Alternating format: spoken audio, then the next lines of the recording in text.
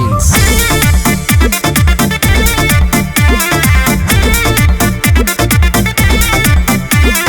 जब से दशहरा चढ़ल जानू तबे से खर्चा बढ़ल जानू।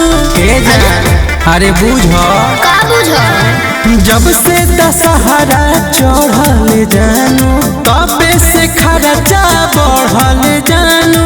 का कहत रोज खड़े खड़े उड़त न मारिया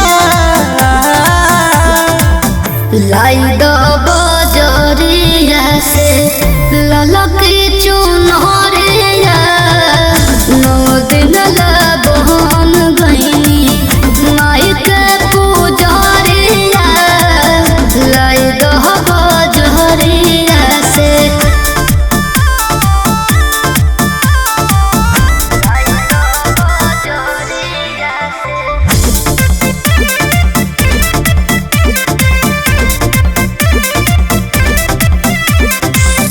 पूजा पाठ के बात में ना करे कंजूसी। अच्छा माई के देहल सब बात उनके से खुशी बुझली।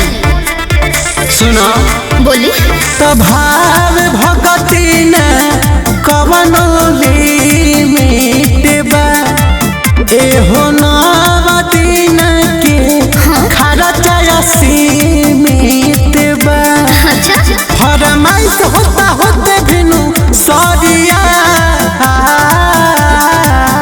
लाई दो बजरिया से ललकी चुनरिया नौ दिन ला बहन गईनी माई के पूजरिया लाई दो बजरिया से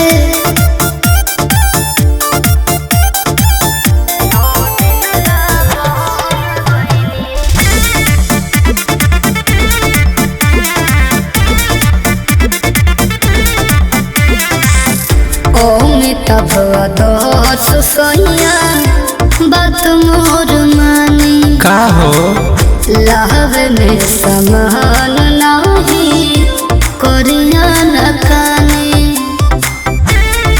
बड़ी दिक्कत बा हम कुछ नहीं जानत तमाई बुझा तारी मोरे लाचारी हो। अच्छा नहीं करता निजो सरकारी हो माथे बढ़ता में रोज बुधरिया लाई दो बजरिया से ललकी